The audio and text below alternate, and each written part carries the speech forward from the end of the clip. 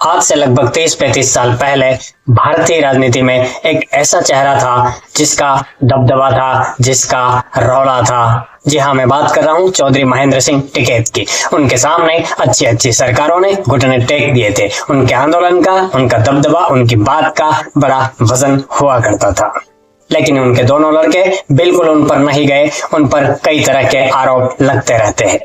उनका छोटा लड़का राकेश टिकैत, जिस पर किसान आंदोलन में हिंसा भड़काने का आरोप भी लगा था और उस पर तो पैसे खाने के आरोप तक लग चुके हैं। और अभी हाल ही में उनके बड़े बेटे नरेश टिकैत ने पहलगाम में जो हिंदुओं की हत्या हुई, उनकी आइडेंटिटी चेक करके हत्या हुई, उस विषय पर जब भारत सरकार ने कड़ा कदम उठाया, वहां के सिंधु जल समझौते को स्थगित करते हुए पानी रोकने का निर्णय लिया, तो ये भाई साहब पाकिस्तान के लिए हमदर्दी दिखाने लगे और वहां के किसानों की चिंता इनको सताने लगी। कभी यहाँ के गरीब और दलित वर्ग की चिंता, यहाँ के हिंदुओं की चिंता, भारत की चिंता, भारत के संस्थानों की चिंता इन दोनों भाइयों को कभी नहीं हुई, लेकिन वहां के किसानों की चिंता इसे सताने लगी। लेकिन इसे अमिताभ अग्निहोत्री जी, जो वरिष्ठ पत्रकार हैं, उन्होंने ऐसा लताड़ा है कि ये ताउम्र याद रखेगा। बाकी वीडियो में आगे क्या कुछ हुआ आप खुद देखिए। जो एक समझौता हो रहा पहला, तो मतलब गलत निर्णय है उसका। वो तो जो समझौता है वो तो लागू रहना चाहिए। हम उसके पर्सनली पानी, हम किसान है, अगर वहां का किसान तो कहीं का भी हो, पूरे भारत का किसान हो, प्रभावित हो कर ये नहीं जो पानी का तो वो नहीं, उसका नहीं हमने सही मानते। पानी तो चलता रहना चाहिए, पानी बिना तो सब कुछ बेकार हो जाएगा मामला।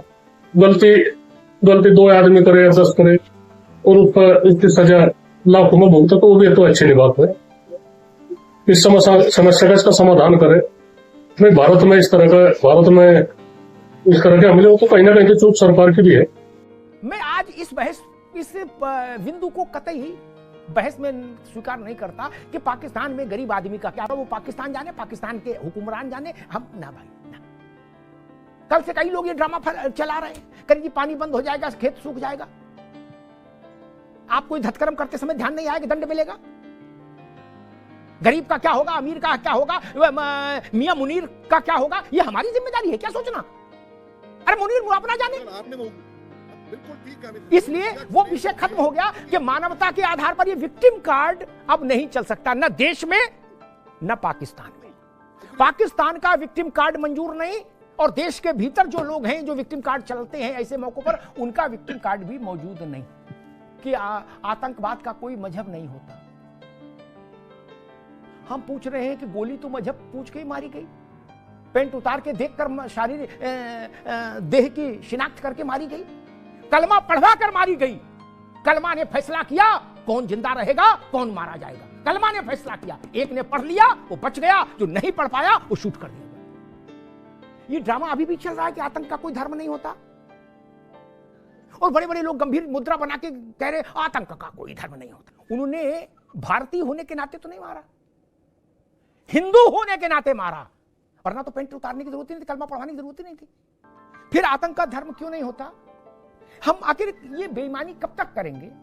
अब ये झूठ इस देश में नहीं चल सकता कि आतंकवाद का कोई धर्म नहीं होता। एक बार के लिए ये बात हम मान भी लें तो फिर ये क्या वजह है कि हर बार आतंकवादी एक ही मजहब का होता है? और ये केवल मैं भारत की बात नहीं कर रहा हूँ, आप दुनिया में कहीं भी किसी भी देश के आतंकवाद को जब एनालिसिस करेंगे, वहाँ के आतंकवाद की जड़ों तक जाएंगे, तो आप पाएंगे कि एक ही धर्म के, एक ही मजहब के, बल्कि मैं तो उसे धर्म भी नहीं कहूंगा, एक ही मजहब का आतंकवादी हर बार क्यों होता है? ये सवाल आपके सामने खड़ा है। बाकी आप इस पर क्या सोचते हैं, कमेंट बॉक्स में आपकी राय जरूर लिखें। मिलते हैं किसी नए वीडियो में नए टॉपिक के साथ, तब तक के लिए जय श्री राम।